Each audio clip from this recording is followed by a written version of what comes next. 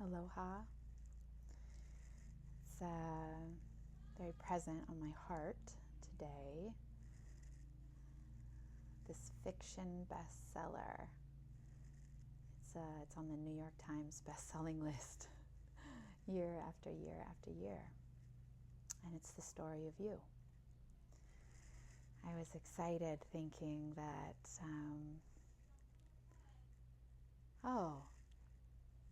the best days of my life is when the sense of my and me and I is gone and only life cascades through everything.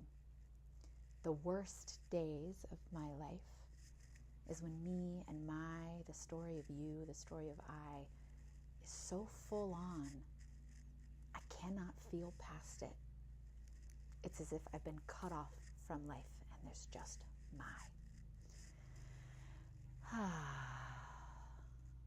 It's a bestseller because it's so gripping. The experience of I, this fiction, I think I read somewhere someone called it like a Santa Claus. The fiction story like Santa Claus.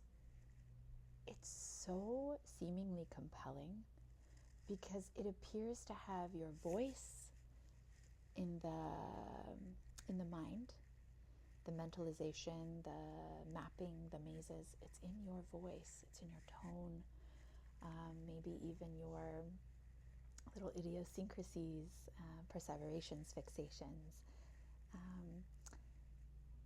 It appears to be you. And really what's going on is you're relating to a thought or a stream of thoughts or a thought repeated so many times it's now a concrete belief to not be questioned. But it's not just any thought or belief. It's like it feels at times impenetrable, and it's this idea of you, and it's a fiction. It's a fiction. My great good prayer today is, may you lose yourself today. May you lose yourself today. In the losing of what you take to be yourself, you are wanting for nothing. You are submitting and surrendering to the hands of everything, of all that is. Some call it God, Creator, Source. And in that unknown, that loving, juicy, eternally spontaneous, eternally surprising unknown, you are taken such deep care of. There's no more you to fret about. You're married to the wonder. And there's no you to interface between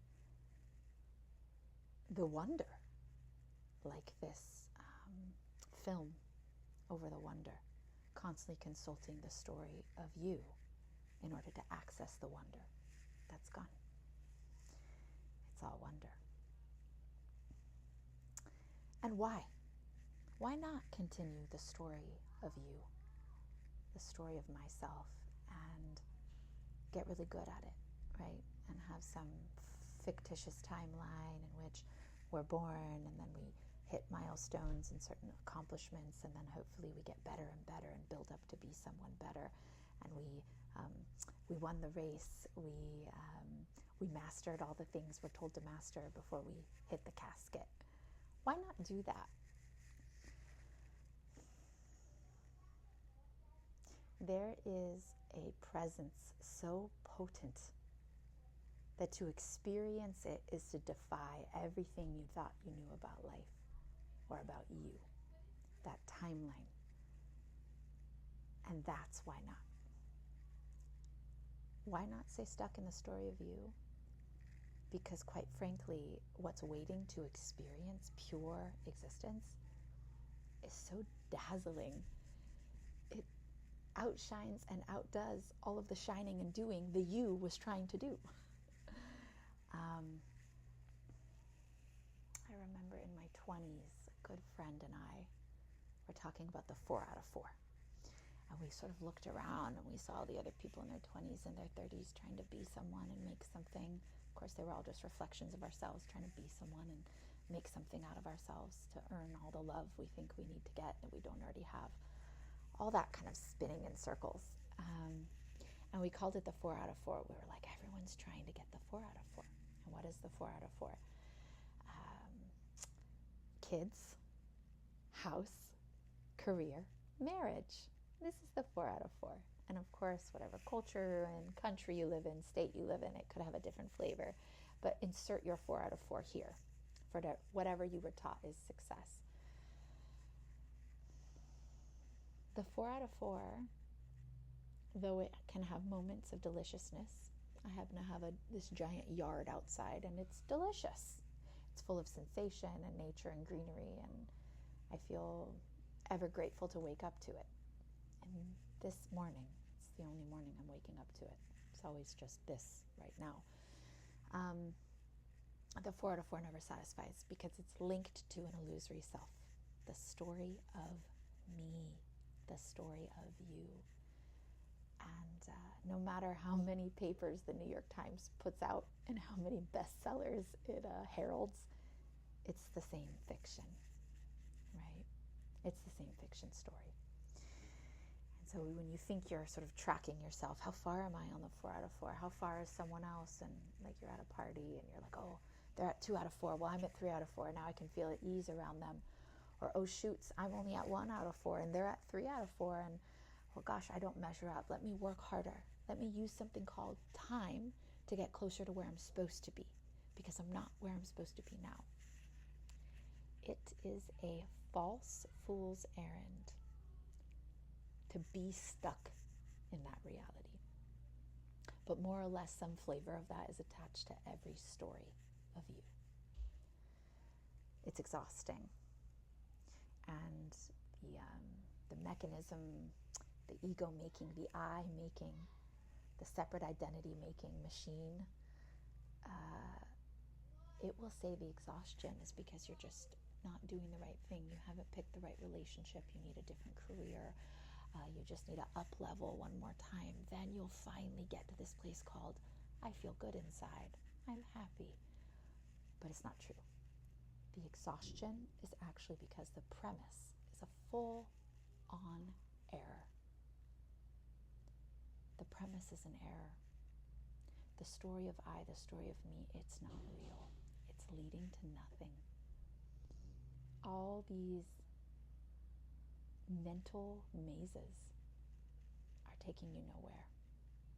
Nowhere. And when you wake up from that like a giant catapult, like you've been catapulted straight into the stars and you never come down, you're not punished for having believed about the story of you. You're not, it's like it's okay. It's paradoxical. As illusory and uncomfortable as it can be at times, once you realize that's not real, that's it. It sheds. It's like an overcoat. Summer is here. Take it off. You've already made the grade. There's no grade to make. No one's scoring you. When the freedom dawns, there's only laughter. Truly. There's only laughter. And I think shock and awe. My goodness, I thought it was so real.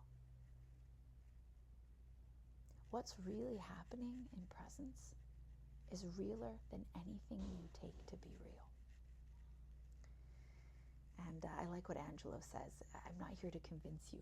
You need not be convinced. Nothing could have convinced me. The experience speaks for itself. And you are only that experience.